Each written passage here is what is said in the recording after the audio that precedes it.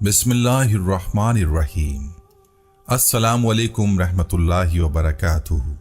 आज इस वीडियो में हम आपको तफसील से नबी करीम सल्लल्लाहु अलैहि वसल्लम का खाने पीने का सुन्नत तरीक़ा बताएंगे, जिस पर अमल करने से एक मुसलमान अल्लाह ताला की खुशनुदी का मुस्तहिक बन जाता है और बीमारियों से महफूज रहता है। और इसके अलावा आज की वीडियो में ये भी बताएंगे कि हमारे प्यारे नबी सल्लल्लाहु अलैहि वसल्लम मेहमानों को दावत कैसे देते थे।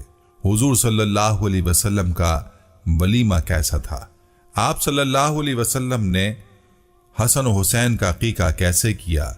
जब कोई फौत हो जाता तो अहले मय्यत के लिए खाना तैयार करने की तरगीब कैसे देते। आप सल्लल्लाहु अलैहि वसल्लम दस्तरखान पर कैसे बैठते थे। आप सल्लल्लाहु अलैहि वसल्लम किस चीज पर खाना रखकर खाते थे। आपके खाने का अंदाज कैसा था। खाना खाने से पहले क्या करते, खाना खाने के बाद क्या करते, रात का खाना क्यों नहीं छोड़ते थे, किस चीज की रोटी ज्यादा पसंद थी, कौन सा सालन ज्यादा पसंद करते और इसकी वजह क्या थी। आप शहद, लहसुन, प्याज, खजूर कैसे खाते थे। खाने पीने से मुताल्लिक मुकम्मल मालूमात आपको आज की वीडियो में तफसील से बताएंगे। आपसे गुजारिश है कि वीडियो को आखिर तक जरूर देखिएगा। नाज़रीन, आप सल्लल्लाहु अलैहि वसल्लम की जिंदगी में मुसलमानों के लिए एक मुकम्मल अस्वाए हसना है। जिंदगी के तमाम शोबों के लिए इसमें आपको रहनुमाई मिलती है, जैसा कि कैसे खाना पीना चाहिए, कैसे उठना बैठना चाहिए और लोगों से मामलात किस तरह करने चाहिए। आप सल्लल्लाहु अलैहि वसल्लम का खाना पीना निहायत सादा था। खाने पीने की आदत सादा और काबिल अमल थी। आप सादा खाना तनावुल फरमाते और किसी भी चीज में ऐब ना निकालते। जो चीज पसंद होती उसको रग़बत से खाते और जो नापसंद होती उसको खामोशी से छोड़ देते।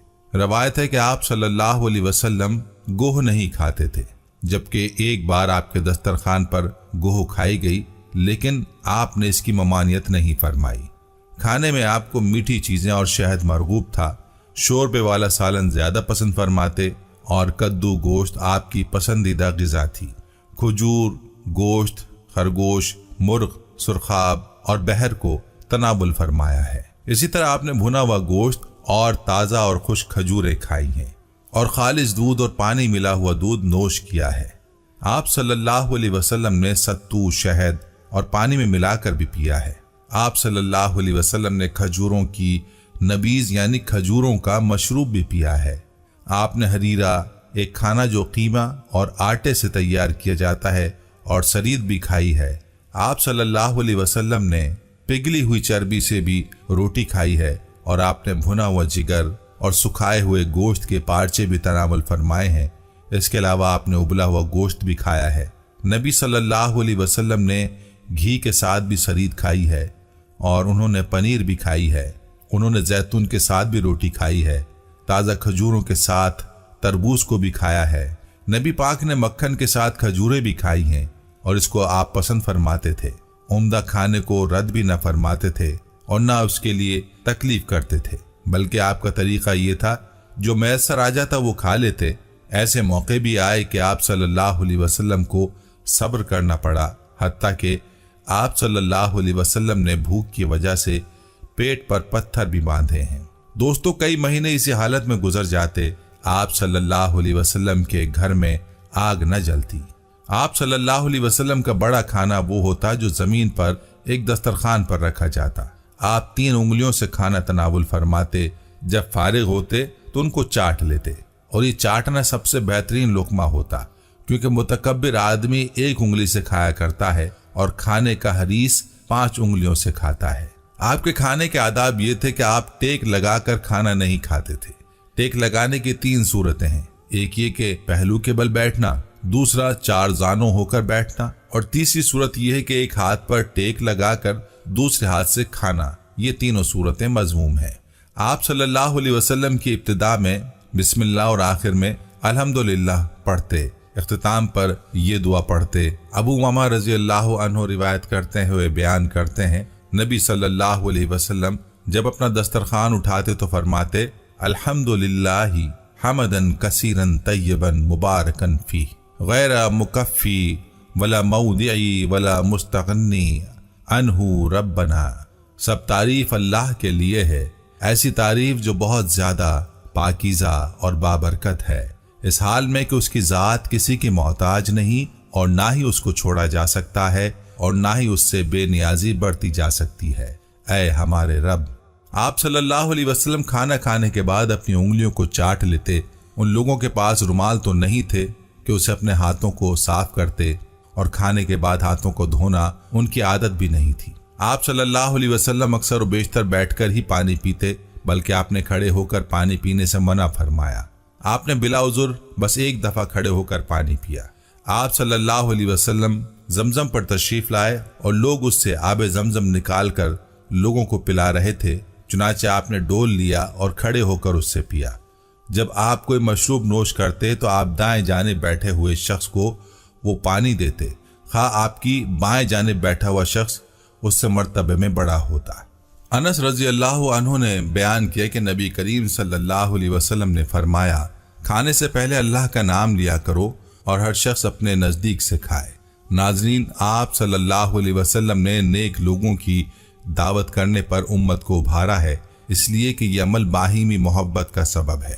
نیز آپ نے اس بات پر زور دیا ہے کہ دعوت پرہیزگار لوگوں کی ہونی چاہیے، فاسقوں کی نہیں ہونی چاہیے۔ چنانچہ نبی کریم صلی اللہ علیہ وسلم نے فرمایا، تم اپنا کھانا نیک لوگوں کو کھلاؤ۔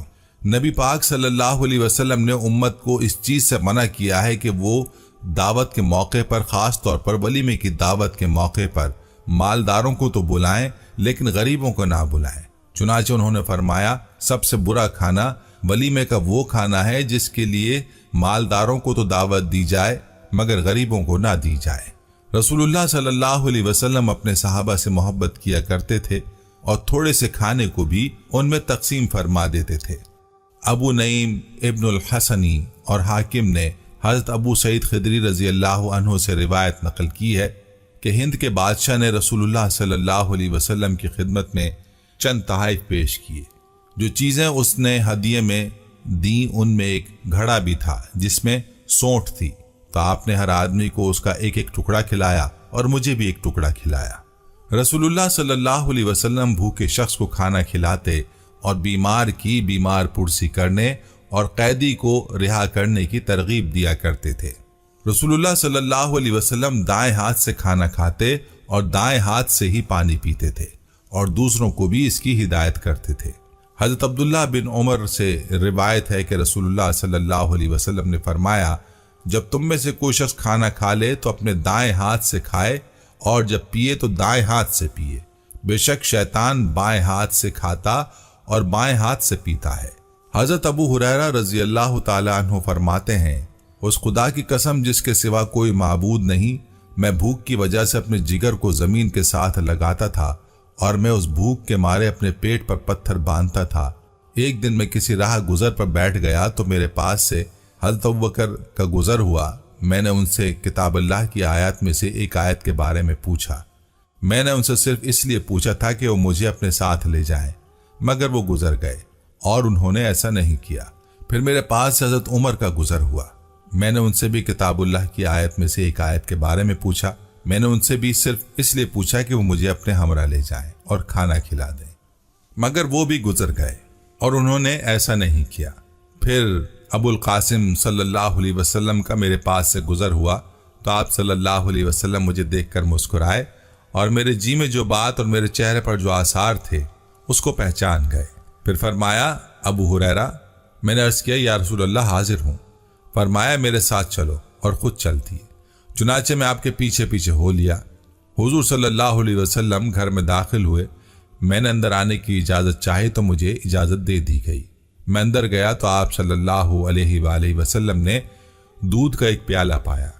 آپ صلی اللہ علیہ وسلم نے پوچھا، یہ دودھ کہاں سے آیا؟ جواب ملا کہ فلاں شخص یا فلاں عورت نے آپ صلی اللہ علیہ وسلم کی خدمت میں ہدیہ کیا ہے۔ آپ نے فرمایا، ابو ہریرہ۔ میں نے عرض کیا، جی حضور، میں حاضر ہوں یا رسول اللہ صلی اللہ علیہ وسلم نے فرمایا، جاؤ اہل صفا کو میرے پاس بلا لاؤ۔ ابو ہریرہ رضی اللہ عنہ کہتے ہیں کہ اہل صفا اسلام کے مہمان تھے۔ ان کے پاس نہ اہل تھے نہ مال تھے۔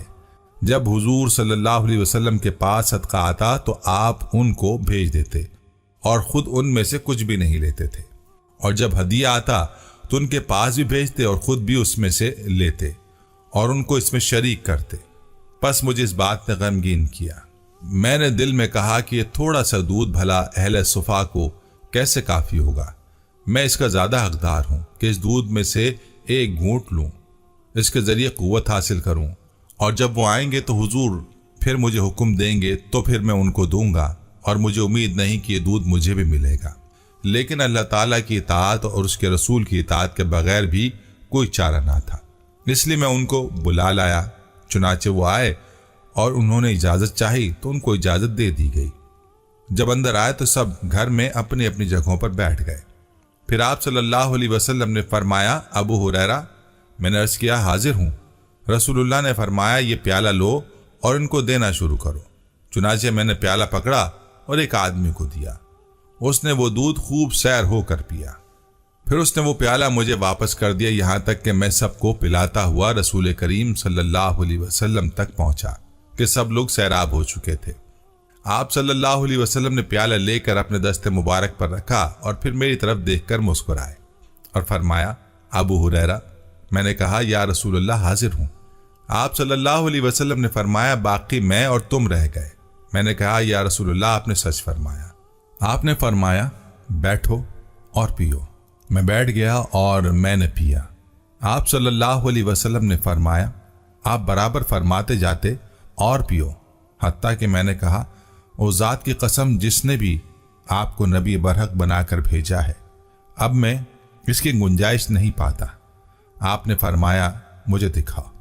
میں نے وہ پیالہ حضور کو دے دیا۔ آپ صلی اللہ علیہ وسلم نے بسم اللہ اور الحمدللہ کہہ کر وہ بچا ہوا دودھ نوش فرمایا۔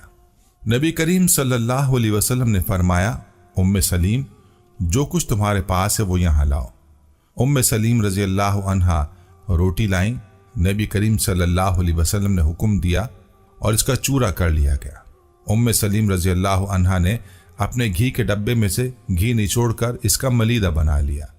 پھر نبی کریم صلی اللہ علیہ وسلم نے دعا کی کہ جو کچھ اللہ تعالیٰ نے آپ سے دعا کروانی چاہی۔ اس کے بعد فرمایا، ان 10 آدمیوں کو کھانا کھلانے کے لیے بلا لو۔ چنانچہ 10 صحابہ کو بلایا، سب نے کھانا کھایا اور شکم سیر ہو کر کھایا اور باہر چلے گئے۔ پھر آپ نے فرمایا کہ 10 صحابہ کو اور بلاؤ۔ پھر 10 صحابہ کو اور بلایا گیا، ان لوگوں نے بھی خوب پیٹ بھر کر کھایا اور باہر تشریف لے گئے۔ اس کے بعد پھر 10 صحابہ کو اور بلایا، اس طرح تمام صحابہ نے پیٹ بھر کر کھایا۔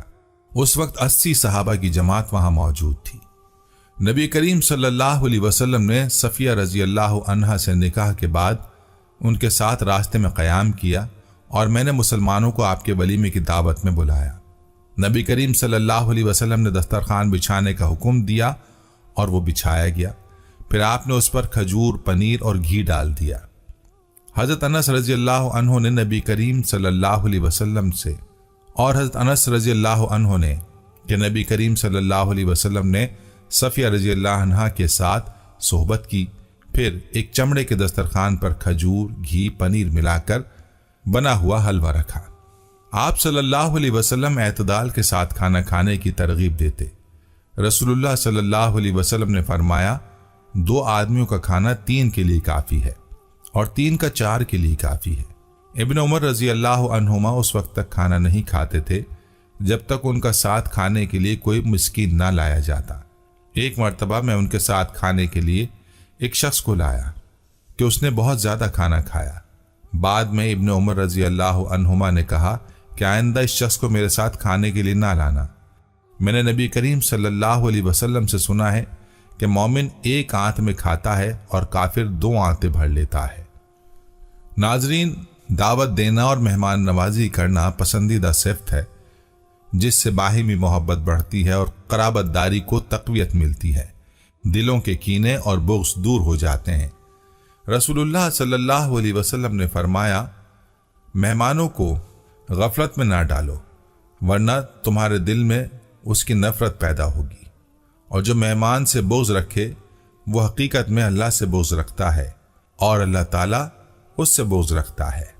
آپ صلی اللہ علیہ وسلم دعوت کو قبول کرنے کی تاکید فرماتے۔ حدیث میں آتا ہے کہ آپ صلی اللہ علیہ وسلم نے فرمایا، وہ دعوت قبول کرو جس کی تمہیں دعوت دی جائے۔ حضرت عائشہ رضی اللہ عنہا سے روایت ہے کہ رسول کریم صلی اللہ علیہ وسلم نے 7 دن حسن و حسین رضی اللہ تعالی عنہ کا عقیقہ کیا اور ان کے نام رکھے، اور حکم دیا ان کے سروں سے تکلیف دہ چیز یعنی بال دور کر دیے جائیں۔ حضرت سمرہ رضی اللہ عنہ فرماتے ہیں کہ رسول اللہ صلی اللہ علیہ وسلم نے فرمایا، ہر بچہ اپنے عقیقے کے ساتھ مرہون گروی رکھا ہوا ہوتا ہے، 7 دن اس کی طرف سے جانور ذبح کیا جائے اور اس کے سر کے بال مونڈے جائیں۔ ام قرظ نے رسول اللہ صلی اللہ علیہ وسلم سے دریافت کیا تو آپ نے فرمایا، لڑکے کی طرف سے 2 بکریاں اور لڑکی کی طرف سے 1 بکری ہے، اور اس میں کوئی حرج نہیں کہ وہ نر ہو یا مادہ۔ جب حضرت جعفر بن عبد المطلب کی شہادت کی خبر آئی تو آپ نے فرمایا کہ جعفر رضی اللہ عنہ کے خاندان والوں کے لیے کھانا تیار کرو، کیونکہ ان کے پاس ایسی خبر پہنچی ہے جس نے ان سب کو پریشان کر دیا ہے۔ ناظرین، آپ صلی اللہ علیہ وسلم اس بات کا اہتمام فرماتے تھے کہ کھانا حلال ہو، کسی حرمت کا اس میں دخل نہ ہو، جیسے نجس یا حرام چیز کا ہونا، جیسے خنزیر کا گوشت، بہتا ہوا خون، کیونکہ یہ حرام ہے۔ ارشاد باری تعالیٰ ہے، آپ کہہ دیجئے کہ جو کچھ احکام بذریعہ وہی میرے پاس آئے ہیں ان میں تو کوئی حرام غذا نہیں پاتا کسی کھانے والے کے لیے جو اس کو کھائے، مگر یہ کہ وہ مردار ہو یا کہ بہتا ہوا خون ہو یا خنزیر کا گوشت ہو۔ اسی طرح ناپاک چیزوں کی ممانعت فرمائی ہے۔ حضرت میمونہ سے مروی ہے کہ رسول اللہ صلی اللہ علیہ وسلم نے فرمایا، اس چوہے کو اور اس کے ارد گرد کے حصے کو نکال کر پھینک دو اور باقی گھی کھا لو۔ جو چیز مضر صحت ہوں جیسے زہر، مٹی، پتھر، کوئلہ اور تمباکو وغیرہ۔ آپ صلی اللہ علیہ وسلم نے فرمایا، نہ ضرر دے اور ضرر دینے میں حد سے تجاوز کرے۔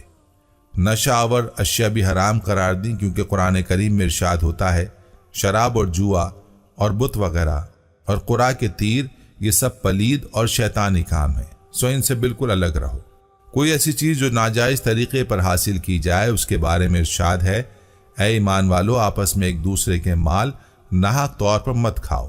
اسی طرح حرام جانوروں کے بارے میں قرآن میں ارشاد ہے، تم پر مردار جانور حرام کیے گئے ہیں، اور خون اور خنزیر کا گوشت اور وہ جانور جو غیر اللہ کے نام پر ذبح کیا جائے اور جو گلا کٹنے سے مر جائے اور جو کسی ضرب سے مر جائے اور جو اونچے سے گر کر مر جائے اور جو کسی ٹکر سے مر جائے اور جس کو کوئی درندہ کھا لے لیکن جس کو ذبح کر ڈالو، اور جو جانور پرستش گاہوں پر ذبح کیے جائے اور جو یہ کہ بذریعہ قرآ کے تیروں تقسیم کیا جائے، یہ سب گناہ ہیں۔ آپ کے سب احکام قرآن سے ثابت ہوتے ہیں۔ جب کسی نے حضرت عائشہ صدیقہ رضی اللہ عنہما سے پوچھا کہ آپ صلی اللہ علیہ وسلم کے اخلاق کیسے تھے تو انہوں نے فرمایا کہ آپ صلی اللہ علیہ وسلم قرآن کی عملی تفسیر تھے۔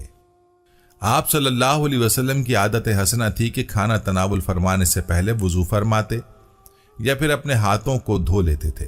آپ صلی اللہ علیہ وسلم نے اس کی ترغیب بھی دی ہے۔ چنانچہ ابو داؤد اور ترمذی میں حضرت سلمان فارسی رضی اللہ عنہ سے روایت ہے کہ آپ صلی اللہ علیہ وسلم نے فرمایا، کھانے سے پہلے وضو کرنا اور کھانے کے بعد وضو کرنا کھانے میں برکت کا باعث ہے۔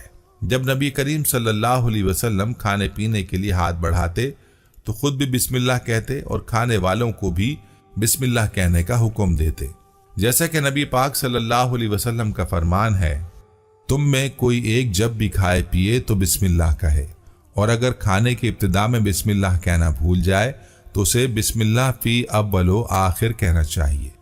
اس کے معنی یہ ہے کہ میں ابتدا اور آخر میں بھی اللہ کے نام سے کھاتا ہوں۔ نبی صلی اللہ علیہ وسلم کھانے کی تعریف بھی کیا کرتے تھے، جس طرح نبی صلی اللہ علیہ وسلم نے اپنے گھر والوں سے سالن کے بارے میں پوچھا تو ان کا جواب تھا، اس وقت ہمارے پاس سرکہ کے علاوہ کچھ نہیں ہے۔ نبی صلی اللہ علیہ وسلم سرکہ منگوا کر کھاتے ہوئے فرمانے لگے، سرکہ بہت اچھا سالن ہے۔ حضرت انس بن مالک رضی اللہ عنہ فرماتے ہیں، حضور صلی اللہ علیہ وسلم نے خوان اور کشتی پر کبھی کھانا نہیں کھایا۔ لوگوں نے عرض کیا کہ پھر آپ لوگ کس چیز پر کھانا کھاتے تھے؟ فرمایا، دسترخوان پر۔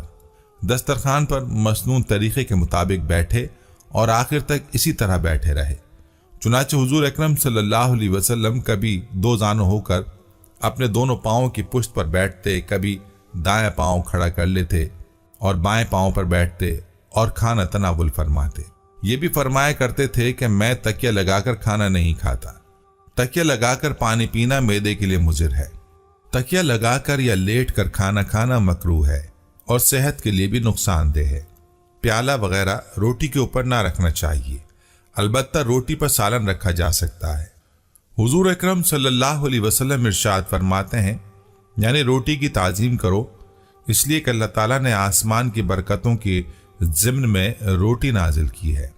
انس بن مالک رضی اللہ عنہ کہتے ہیں کہ رسول اللہ صلی اللہ علیہ وسلم جب کھانا کھاتے تو اپنی تینوں انگلیاں چاٹتے اور فرماتے، جب تم میں سے کسی کا لقمہ گر جائے تو اسے چاہیے کہ لقمہ صاف کر کے کھا لے، اسے شیطان کے لیے نہ چھوڑے۔ نیز آپ صلی اللہ علیہ وسلم نے ہمیں پلیٹ صاف کرنے کا حکم دیا اور فرمایا کہ تم میں سے کسی کو یہ معلوم نہیں کہ اس کھانے کے کس حصے میں اس کے لیے برکت ہے۔ حضرت ثابت فرماتے ہیں کہ حضرت انس بن مالک رضی اللہ عنہ نے ہمیں لکڑی کا موٹا پیالہ نکال کر دکھایا جس پر لوہے کے پترے لگے ہوئے تھے اور فرمایا، اے ثابت، یہ حضرت محمد صلی اللہ علیہ وسلم کا پیالہ ہے۔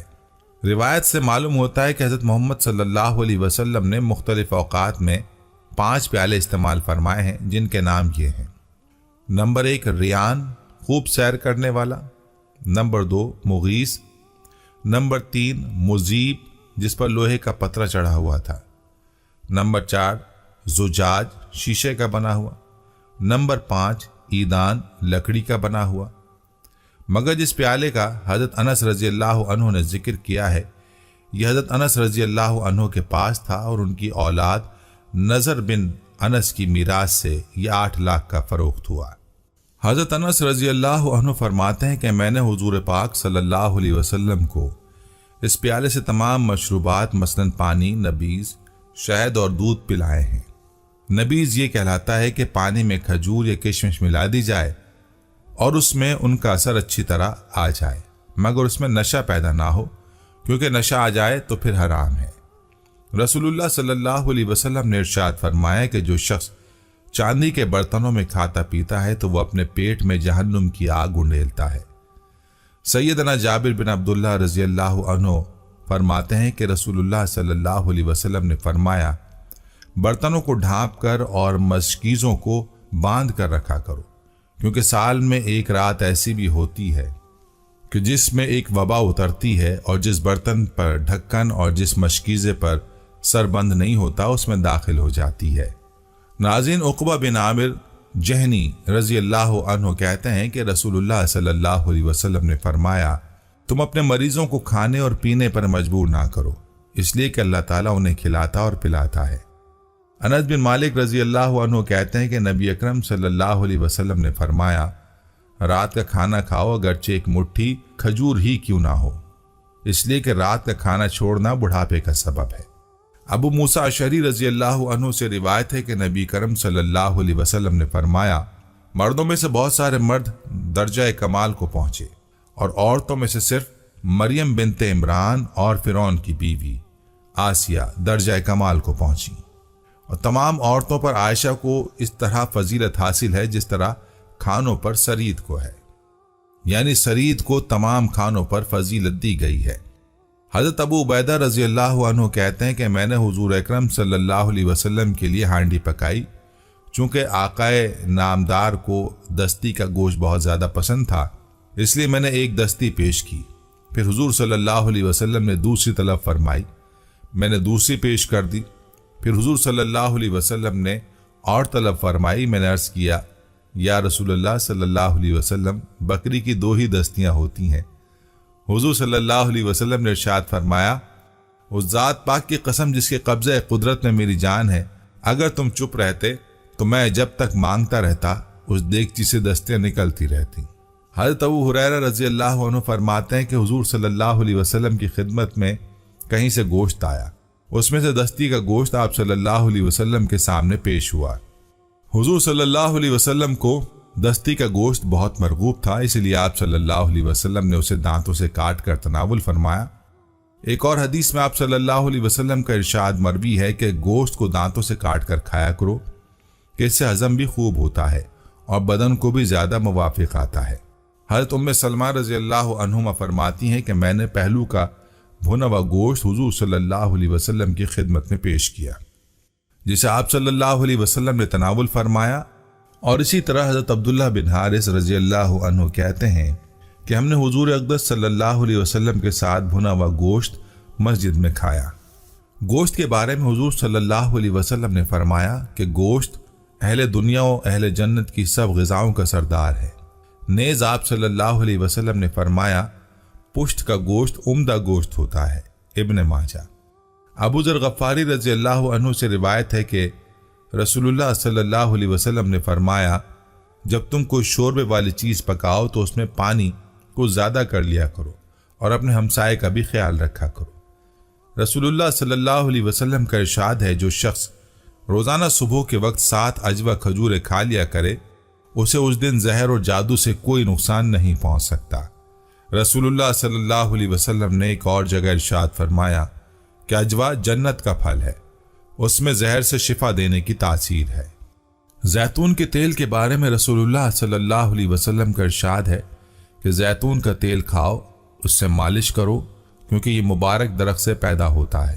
ایک حدیث میں آپ صلی اللہ علیہ وسلم نے کھانے میں مکھی وغیرہ گر جانے کی صورت میں اسے اندر ڈبو کر نکالنے کا حکم دیا، لیکن یہ حکم واجبی نہیں، لہٰذا اگر کسی کو طبعی کراہت ہو اور وہ ایسا نہ کرے تو گنہگار نہ ہوگا۔ ابو ایوب رضی اللہ عنہ بیان کرتے ہیں کہ جب نبی صلی اللہ علیہ وسلم کی خدمت میں کھانا پیش کیا جاتا تو آپ اسے تناول فرماتے اور اس سے جو بچ جاتا وہ میرے لیے بھیج دیتے۔ ایک روز آپ نے ایک پیالہ میری طرف بھیجا جس میں سے آپ نے کچھ کھایا نہیں تھا کیونکہ اس میں لہسن تھا۔ میں نے آپ سے دریافت کیا کیا وہ حرام ہے؟ آپ صلی اللہ علیہ وسلم نے فرمایا نہیں، لیکن اس کی بو کی وجہ سے میں اسے ناپسند کرتا ہوں۔ انہوں نے عرض کیا جس چیز کو آپ ناپسند کرتے ہیں میں بھی ناپسند کرتا ہوں۔ سفینہ رضی اللہ عنہ کہتے ہیں کہ میں نے رسول اللہ صلی اللہ علیہ وسلم کے ساتھ پانی کی چڑیا سرخاب کا گوشت کھایا۔ سیدنا صفوان بن امیہ رضی اللہ عنہ بیان کرتے ہیں کہ مجھے نبی کریم صلی اللہ علیہ وسلم نے دیکھا، میں ہڈی سے گوشت ہاتھ کے ساتھ اتار رہا تھا۔ آپ نے فرمایا اے صفوان، میں نے کہا جی حاضر ہوں۔ آپ نے فرمایا گوشت اپنے منہ کے قریب کر لو اور اسے دانتوں سے نوچ کر کھاؤ، یہ زیادہ لذیذ بھی ہے اور زود ہضم بھی ہے۔ نبی کریم صلی اللہ علیہ وسلم اپنے اصحاب کرام میں سے 6 افراد کے ساتھ مل کر کھانا کھا رہے تھے۔ ایک دیہاتی آیا، اس نے 2 لقموں میں کھانا ختم کر دیا۔ نبی صلی اللہ علیہ وسلم نے فرمایا اگر یہ بسم اللہ پڑھ کر کھاتا تو تمہیں یہ کھانا کفایت کر جاتا۔ جب تم میں سے کوئی کھانا کھائے تو اسے بسم اللہ پڑھنی چاہیے، اور اگر کھانے کے شروع میں بسم اللہ بھول جائے تو کہے بسم اللہ اول و آخر، پڑھ لیا کرے۔ ایک شخص نے رسول اللہ صلی اللہ علیہ وسلم کے ہاں بائیں ہاتھ سے کھانا کھایا تو آپ صلی اللہ علیہ وسلم نے فرمایا دائیں ہاتھ سے کھاؤ۔ اس نے کہا میں اس کی طاقت نہیں رکھتا۔ آپ نے فرمایا تو اس کی طاقت نہ رکھے، اس کو دائیں ہاتھ کے ساتھ کھانے سے کبر کے سوا اور کسی چیز نے نہیں روکا تھا، پھر وہ کبھی اس ہاتھ سے منہ تک نہ اٹھا پایا۔ کھانا گوشت وغیرہ کھاتے ہوئے ٹیک لگا کر ہرگز نہ کھائے۔ رسول اللہ صلی اللہ علیہ وسلم نے فرمایا کہ میں ٹیک لگا کر نہیں کھاتا۔ نبی صلی اللہ علیہ وسلم نے کبھی کسی کھانے میں عیب نہیں نکالا۔ اگر آپ کو مرغوب ہوتا تو کھاتے ورنہ چھوڑ دیتے۔ نبی اکرم صلی اللہ علیہ وسلم نے فرمایا آدم کے بیٹے نے کوئی ایسا برتن نہیں بھرا جو اس کے پیٹ کی بنسبت برا ہو، حالانکہ ابن آدم کو چند لقمے کافی تھے جو اس کی کمر کو سیدھا رکھیں۔ اگر اس نے زیادہ کھانا ہی ہو تو پھر پیٹ کا تیسرا حصہ کھانے کے لیے، تیسرا حصہ پینے کے لیے اور تیسرا حصہ سانس کے لیے رکھا جائے۔ نبی صلی اللہ علیہ وسلم نے فرمایا جو اس حال میں سویا کہ اس کے ہاتھ میں چکناہٹ تھی اور اس نے اس کو دھویا نہیں اور پھر کسی موذی چیز نے اسے کوئی نقصان پہنچایا تو وہ صرف اپنے آپ کو ہی ملامت کرے۔ حضرت عائشہ صدیقہ رضی اللہ عنہا بیان فرماتی ہیں کہ حضور نبی اکرم صلی اللہ علیہ وسلم کے اہل خانہ نے ایک دن میں کبھی 2 مرتبہ ایسا کھانا تناول نہیں فرمایا جس میں ایک وقت کھجوریں نہ ہوں۔ کھجور ایک مقوی غذا ہے، سب پھلوں میں سے زیادہ توانائی بخش ہے، جس میں انسانی کو جس قدر حیاتین کی ضرورت ہوتی ہے اسی قدر کھجور میں ہے۔ کھجور جسم کو فربا کرتی ہے، سالے خون پیدا کرتی ہے، سینے اور پھیپھڑوں کو قوت بخشنے کے لیے اس سے بہتر کوئی چیز نہیں۔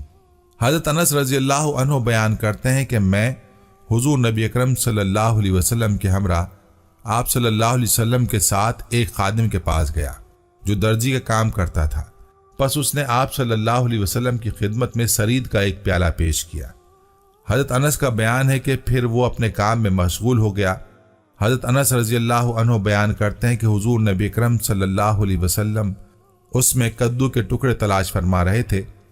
ان کا بیان ہے کہ میں بھی تلاش کر کے حضور صلی اللہ علیہ وسلم کے سامنے رکھنے لگا، اور اس کے بعد میں نے ہمیشہ کدو کو پسند کیا۔ ابو قلابہ سے روایت ہے کہ زاہد جرمی نے بیان کیا کہ حضرت ابو موسیٰ اشعری آئے تو انہوں نے قبیلہ جرہم کے لوگوں کا اکرام کیا۔ ہم لوگ ان کے پاس بیٹھے ہوئے تھے اور وہ صبح کے کھانے میں مرغ تناول فرما رہے تھے، اور وہاں لوگوں میں ایک اور آدمی بیٹھا ہوا تھا۔ انہوں نے اس کو بھی کھانے کے لیے بلا لیا۔ اس نے کہا، میں نے اس مرغ کو گندی چیز کھاتے ہوئے دیکھا ہے تو مجھے اس سے گھن آتی ہے۔ حضرت ابو موسیٰ نے فرمایا، میں نے نبی کریم صلی اللہ علیہ وسلم کو مرغ کھاتے ہوئے دیکھا ہے۔ حضرت ام المومنین سیدہ عائشہ رضی اللہ عنہا نے کہا، رسول اللہ صلی اللہ علیہ وسلم میٹھی چیز، حلوہ وغیرہ اور شہد پینا پسند فرمایا کرتے تھے۔ عبداللہ بن عباس رضی اللہ عنہ کہتے ہیں کہ رسول اللہ صلی اللہ علیہ وسلم نے فرمایا، جس کو اللہ تعالیٰ کھانا کھلائے اسے چاہیے کہ وہ یوں کہے، اے اللہ تو ہمارے لیے اس میں برکت عطا کر اور ہمیں اس سے بہتر روزی مزید عطا فرما، اور جسے اللہ تعالیٰ دودھ پلائے تو چاہیے کہ وہ یوں کہے، اے اللہ تو ہمارے لیے اس میں برکت عطا فرما اور مزید عطا کر، کیونکہ سوائے دودھ کے کوئی چیز مجھے نہیں معلوم جو کھانے اور پینے دونوں کے لیے کافی ہو۔ رسول کریم صلی اللہ علیہ وسلم نمک کے ساتھ روٹی تناول فرماتے تھے۔ اسلام میں کھانے کا مسنون طریقہ یہ ہے کہ کھانے سے پہلے اور کھانے کے بعد نمک چکھ لیا جائے۔ حضرت علی رضی اللہ عنہ روایت فرماتے ہیں کہ حضور نبی کریم صلی اللہ علیہ وسلم نے فرمایا، کھانا نمک سے شروع کرو اور نمک پر ختم کرو، کیونکہ اس میں 70 بیماریوں سے شفا ہے، جن میں جذام، برس، درد حلق، درد دندان اور درد شکم شامل ہے۔ ابن ماجہ نے اپنی سنن میں حضرت انس رضی اللہ عنہ کے حوالے سے حدیث کا ذکر کیا ہے، جس میں نبی کریم صلی اللہ علیہ وسلم نے فرمایا، اعلیٰ ترین سالن نمک ہے، بلا شبہ ہر چیز کے ذائقے کا دار و مدار نمک پر قائم ہے۔ ایک اور روایت کے مطابق نبی اکرم صلی اللہ علیہ وسلم نے فرمایا، عن قریب وہ دور آنے والا ہے جس میں تم لوگ کھانے میں نمک کی طرح ہوگے، اور کھانے کی اصلاح نمک کے ذریعے ہی ہوتی ہے۔ حضرت عبداللہ بن عمر رضی اللہ عنہ سے روایت ہے کہ اللہ تعالیٰ نے آسمان سے زمین کی طرف 4 برکتیں نازل فرمائی ہیں، لوہا، آگ، پانی اور نمک۔ ایک روایت کے مطابق رسول اللہ صلی اللہ علیہ وسلم نے بچھو کے کانٹے کا علاج نمک سے کیا۔ نبی کریم صلی اللہ علیہ وسلم 3 سانس میں پانی پیا کرتے تھے۔ اس کی حکمت خود یوں ارشاد فرمائی، اس طرح پینے میں زیادہ سیرابی ہوتی ہے اور صحت کے لیے مفید اور خوشگوار بھی ہے۔ نبی اکرم صلی اللہ تعالی علیہ وآلہ وسلم نے فرمایا، پانی 3 سانسوں میں پیو، پہلا گھونٹ پینے کا شکر، دوسرا پیٹ کے لیے شفا، اور تیسرا شیطان کو دور کرنے کے لیے ہے۔ رسول اللہ صلی اللہ علیہ وسلم بھی اس وقت تک کھانا تناول نہیں فرماتے تھے جب تک آپ کو کھانے کا نام نہ بتلا دیا جاتا۔ اس بارے میں صحیح بخاری میں ہے کہ خالد بن ولید رضی اللہ عنہ رسول اللہ صلی اللہ علیہ وسلم کے ہمراہ میمونہ رضی اللہ عنہا کے پاس گئے۔ آپ رضی اللہ عنہا ان کی اور ابن عباس رضی اللہ عنہما کی خالہ لگتی ہیں۔ ان کے پاس بھنا ہوا سانڈا دیکھا جو ان کی بہن حفیدہ بنت حارث نجد سے لے کر آئی تھیں۔ میمونہ رضی اللہ عنہا نے آپ صلی اللہ علیہ وسلم کے سامنے سانڈا پیش کیا، اور بہت کم ایسا ہوتا تھا کہ آپ اپنا ہاتھ کسی کھانے کی طرف بڑھاتے، یہاں تک کہ آپ کو کھانے کے بارے میں بتلا دیا جاتا کہ یہ کیا ہے۔ چنانچہ آپ صلی اللہ علیہ وسلم نے اپنا ہاتھ سانڈے کی طرف بڑھایا تو جو خواتین آپ کے پاس موجود تھیں ان میں سے ایک نے آپ کو بتایا کہ جو آپ کی بیویوں نے پیش کیا ہے یہ تو سانڈا ہے۔ آپ صلی اللہ علیہ وسلم نے اپنا ہاتھ سانڈے سے کھینچ لیا تو خالد بن ولید رضی اللہ عنہ نے عرض کیا، یا رسول اللہ، کیا سانڈا حرام ہے؟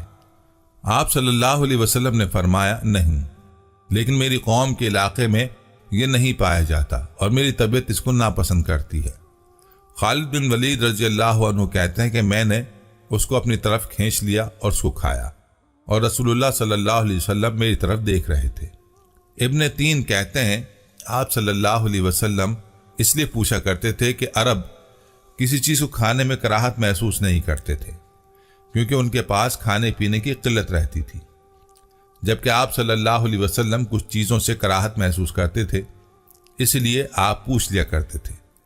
اور اس بات کا بھی احتمال ہے کہ شریعت میں کچھ حیوانات حلال ہیں اور کچھ حرام، اور عرب کسی جانور کو حرام نہیں جانتے تھے، تو جو چیز بھون کر یا پکا کر پیش کی جا رہی ہے اس کے بارے میں پوچھ کر ہی معلوم کیا جا سکتا ہے، اس لیے آپ پوچھتے تھے۔ عمر بن ابو سلمہ سے روایت ہے کہ جب میں چھوٹا تھا رسول اللہ صلی اللہ علیہ وسلم کی گود میں بیٹھا تھا اور میرا ہاتھ پوری تھالی میں گھوم رہا تھا تو مجھے رسول اللہ صلی اللہ علیہ وسلم نے فرمایا، لڑکے، اللہ کا نام لو، اپنے دائیں ہاتھ سے کھاؤ اور جو تمہارے سامنے ہے اس میں سے کھاؤ۔ ویسے بھی کھانے کے دوران اپنے ساتھ بیٹھے ہوئے افراد کے سامنے سے کھانا کھانا بری عادت ہے اور مروت کے خلاف ہے، اور اگر سالن وغیرہ ہو تو ساتھ بیٹھنے والا زیادہ کوفت محسوس کرے گا۔ اس کی دلیل ابن عباس رضی اللہ عنہما سے مروی ہے کہ رسول اللہ صلی اللہ علیہ وسلم نے فرمایا، برکت کھانے کے درمیان میں نازل ہوتی ہے، اس لیے کھانے کے کنارے سے کھاؤ، درمیان میں سے مت کھاؤ۔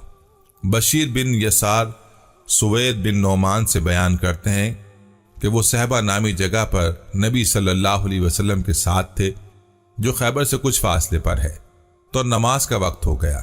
آپ صلی اللہ علیہ وسلم نے کھانے کے لیے کچھ طلب کیا لیکن سوائے ستو کے کچھ نہ ملا، تو آپ صلی اللہ علیہ وسلم نے وہی کھا لیا۔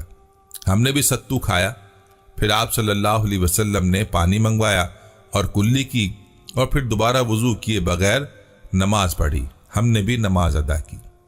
انس رضی اللہ عنہ بیان کرتے ہیں کہ رسول اللہ صلی اللہ علیہ وسلم سعد بن عبادہ کی طرف آئے تو انہوں نے آپ کے لیے روٹی اور زیتون کا تیل پیش کیا۔ آپ نے وہ تناول فرمایا اور پھر دعا دی، تمہارے پاس روزہ دار افطاری کرتے رہیں اور تمہارا کھانا نیک لوگ کھائیں اور فرشتے تمہارے لیے رحمت کی دعا کریں۔ ابو ایوب انصاری رضی اللہ عنہ کہتے ہیں کہ رسول اللہ صلی اللہ علیہ وسلم جب کچھ کھاتے یا پیتے تو فرماتے، تمام تعریفیں اللہ کے لیے ہیں جس نے کھلایا اور پلایا اور اسے خوش ذائقہ بنایا اور پھر اس کے لیے خارج ہونے کا راستہ بنایا۔ عبد الرحمن بن جبیر کہتے ہیں کہ نبی صلی اللہ علیہ وسلم کی 8 سال تک خدمت کرنے والے خادم نے بتلایا کہ آپ صلی اللہ علیہ وسلم کو جب کھانا پیش کیا جاتا تھا آپ کہتے تھے بسم اللہ، اور جب فارغ ہوتے تھے تو کہتے، جس کا ترجمہ ہے، یا اللہ تو نے ہی کھلایا پلایا، ہدایت دی اور زندہ رکھا، چنانچہ تیری ان عنایتوں پر تیرے لیے ہی تعریفیں ہیں۔ حضرت ابن عباس رضی اللہ عنہ سے روایت ہے کہ نبی کریم صلی اللہ علیہ وسلم نے ایک دوسرے پر برتری حاصل کرنے والوں کا کھانا کھانے سے منع فرمایا ہے۔ حضرت عبداللہ بن عمر رضی اللہ عنہ بیان کرتے ہیں کہ رسول اکرم صلی اللہ علیہ وسلم نے فرمایا، جسے دعوت دی جائے اور وہ قبول نہ کرے تو اس نے اللہ اور اس کے رسول کی نافرمانی کی، اور جو شخص بن بلائے دعوت میں شریک ہو جائے تو وہ چور کی طرح چھپ کر داخل ہوا اور ڈاکو کی طرح بڑی دلیری سے باہر آیا۔ حضرت ابو سعید خدری رضی اللہ عنہ سے روایت ہے کہ رسول اللہ صلی اللہ علیہ وسلم نے پیالے کے ٹوٹے ہوئے حصے سے پینے اور مشروب میں پھونک مارنے سے منع فرمایا۔ اللہ تعالیٰ سے دعا ہے کہ ہمیں کھانے پینے میں سنت نبوی کی پیروی کرنے کی توفیق عطا فرمائے، آمین۔ ناظرین، یہ تھی ہماری آج کی ویڈیو۔ امید ہے کہ آپ کو ہماری آج کی یہ ویڈیو پسند آئی ہوگی۔ اگر ویڈیو پسند آئی ہے تو اس کو لائک کریں اور اپنے پیاروں اور دوستوں کے ساتھ ضرور شیئر کریں۔ کمنٹس میں آپ ہمیں بتائیں کہ آپ اور کن موضوعات پر ویڈیو دیکھنا چاہتے ہیں۔ اس کے ساتھ ساتھ آپ کمنٹس میں ہم سے سوالات بھی پوچھ سکتے ہیں، لیکن یہ سب کرنے سے پہلے ہمارے چینل کو سبسکرائب کر لیں اور بیل کے بٹن کو بھی پریس کر لیں تاکہ ہماری آنے والی مزید معلوماتی ویڈیوز کا نوٹیفیکیشن آپ کو بر وقت مل سکے۔ اور آپ علم کے اس خزانے سے مستفید ہو سکیں۔ اب ملاقات ہوگی آنے والی ویڈیو میں، تب تک کے لیے خدا آپ کا حامی و ناصر ہو۔ فی امان اللہ۔ آخر میں پیارے دوستو، ہم نے ہر ویڈیو کے اختتام پر ایک دعا کا سلسلہ شروع کیا ہوا ہے۔ جو بھی اس دعا میں شامل ہوگا، میرا یہ دعویٰ ہے کہ اللہ کریم اس کی تقدیر کو بدل دے گا۔ پہلے میرے تمام ساتھی، مائیں، بہنیں سب مل کر میرے ساتھ درود شریف پڑھ لیں اور کثرت کے ساتھ کمنٹس میں آمین لکھیں۔ اللہ اس آمین کو لکھنے کی برکت سے آپ کی اور میری تقدیر بدل دے گا۔ درود ابراہیمی پڑھ لیں۔ اللہم صلی علی محمد وعلی آل محمد کما صلیت علی ابراہیم وعلی آل ابراہیم انک حمید مجید۔ اللہم بارک علی محمد وعلی آل محمد کما بارکت علی ابراہیم وعلی آل ابراہیم انک حمید مجید۔ اے اللہ، ہم تیرے گناہگار بندے، ہم تیرے خطا کار بندے، ہم تیرے عاجز بندے تیری پاکی بیان کرتے ہیں اور تیرے آگے دعا کے لیے ہاتھ پھیلاتے ہیں۔ ہماری خطاؤں کو معاف فرما، ہمارے گناہوں کو معاف فرما۔ اے اللہ، ہم اپنے اگلے پچھلے صغیرہ کبیرہ، چھوٹے بڑے سبھی گناہوں، خطاؤں اور نافرمانیوں کی تجھ سے معافی مانگتے ہیں۔ اے اللہ، اے رب العزت، ہم اپنے گناہوں سے توبہ کرتے ہیں، ہماری توبہ قبول کر لے۔ اے پاک پروردگار، ہم سب کو سچا اور پکا مسلمان بنا دے، ہم سب کو اسلام پر استقامت نصیب فرما دے، ہمیں کامل اور پختہ ایمان والا بنا۔ اے پاک پروردگار، تمام مسلمانوں کو خواب غفلت سے بیدار کر دے۔ اے اللہ، ہمارے دین اسلام کی حفاظت فرما، مسلمانوں کو دین و دنیا میں عزت عطا فرما۔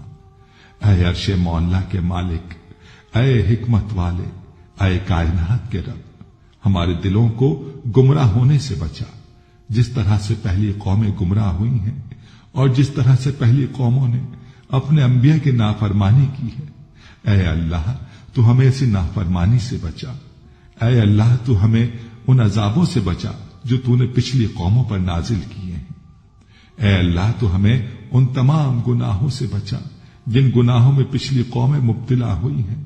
اے مولا کریم، تو ہماری حفاظت فرما ہر اس فعل سے جو تیری ناراضگی اور تیرے غضب کا سبب بنا۔ اے اللہ، ہماری زندگی کو اپنی چاہت کے مطابق ڈھال دے، ہمیں صرف اور صرف نیکی کی توفیق عطا فرما، ہم نیکی کی باتوں کو سننے والے بن جائیں اور ان پر عمل کرنے والے بن جائیں، اور نیکی کی باتوں کو پھیلانے کی ہمیں توفیق عطا فرما۔ اے اللہ، یہ دور فتنے کا دور ہے، امت کے اندر ہر طرح کے گناہ پائے جاتے ہیں، تو ہمارے حال پر رحم فرما اور ہمیں گناہوں سے بچنے کی توفیق عطا فرما۔ اے اللہ، تو کریم ہے، تو رحیم ہے، تو رحمان ہے، تو غفور الرحیم ہے، تو ہمارے گزشتہ گناہوں کو معاف فرما دے اور آئندہ کے لیے ہمیں گناہوں سے بچنے کی توفیق عطا فرما۔ اے اللہ، ہمارے تن من، ہمارے دل کو، دماغ کو، روح کو، جسم کو پاکیزہ بنا دے، ہمارے دلوں پر لگے زنگ کو، ہمارے دلوں پر جمی گندگی اور میل کو اپنی رحمت سے دھو ڈال۔ اے اللہ، ہمیں اپنے عذاب اور رسوائی سے بچا۔ اے پاک پروردگار، تمام مسلمانوں کی افلاس، سستی اور غفلت سے حفاظت فرما۔ یا اللہ، اسلام کا بول بالا فرما، اسلام کا جھنڈا بلند فرما۔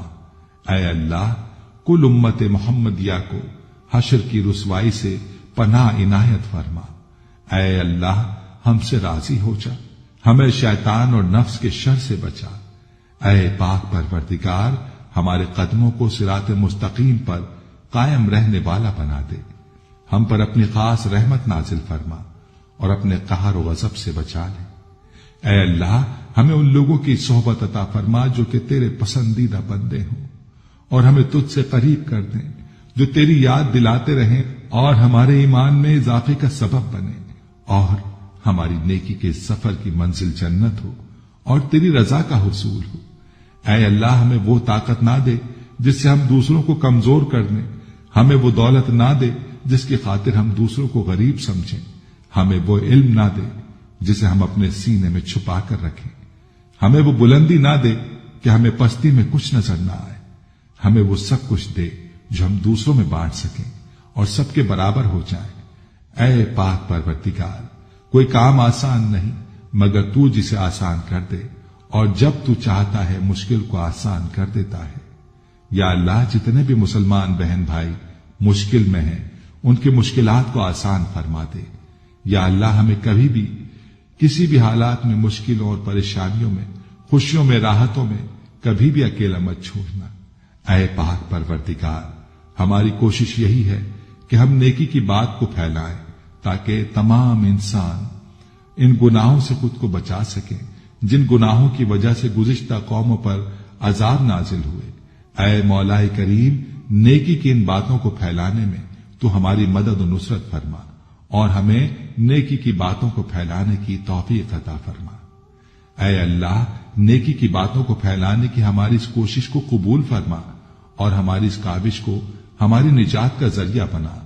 या अल्लाह, हमारी इन तमाम हाजात को, हमारी इन तमाम दुआओं को जो हमारे लबों से अदा हुई या जो हमारे दिलों में है, अपने हुजूर शर्फ कबूलियत अता फरमा। हमें अपने दर से खाली हाथ ना लौटाना, हमारी झोली को भर देना। ऐ तमाम जहानों के मालिक, दुनिया से रुखसत होते वक्त हमारी जबान पर कलमा तैयबा जारी फरमाना और कयामत के दिन हमें अपने अर्श के साए में जगह अता फरमाना। आमीन, आमीन, आमीन या रब्बुल आलमीन।